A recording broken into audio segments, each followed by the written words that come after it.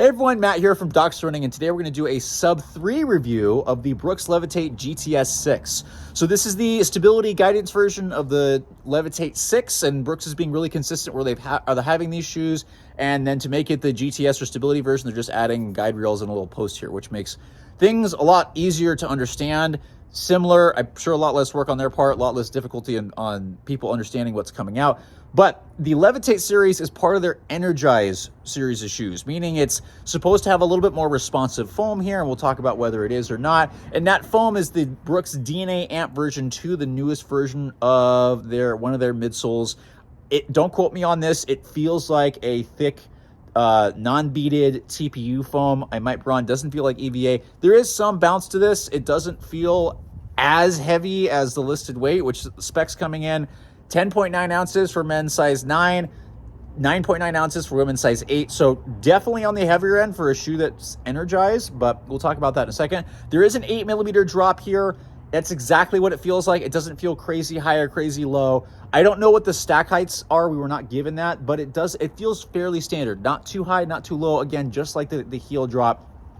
There's extensive rubber coverage here, so extremely durable. I have 40 miles on my pair and have not made a dent in this outsole. So if you want a shoe that's going to last you a long, long time, this is going to be a great option. Going up to the upper before we go back to the sole, nice fit here. Fairly normal with a tiny bit snug fit initially, and then it opens up. Very comfortable. Not a lot of overlays except for these, which provide great security. I had no heel slippage. There is a moderately stiff heel counter, so people that are sensitive to that, be a little cautious. But upper's fairly good and really disappears nicely on the foot. Comfortable. You can wear the sockless. Might want to wear socks, but I've had no issues with this. So let's go back to kind of ride and feel and talk about some biomechanics here. So the DNA Amp version 2, it's firm.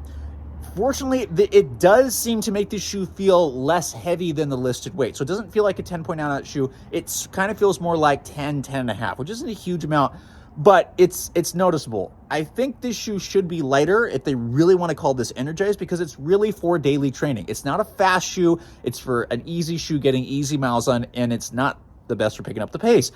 That said, that might not be a bad thing, because a lot of shoes out there are super soft, and super soft high stack shoes don't give you a lot of proprioceptive input. Proprioception is your body sense, how you kind of figure out where your limbs are in relation to the ground.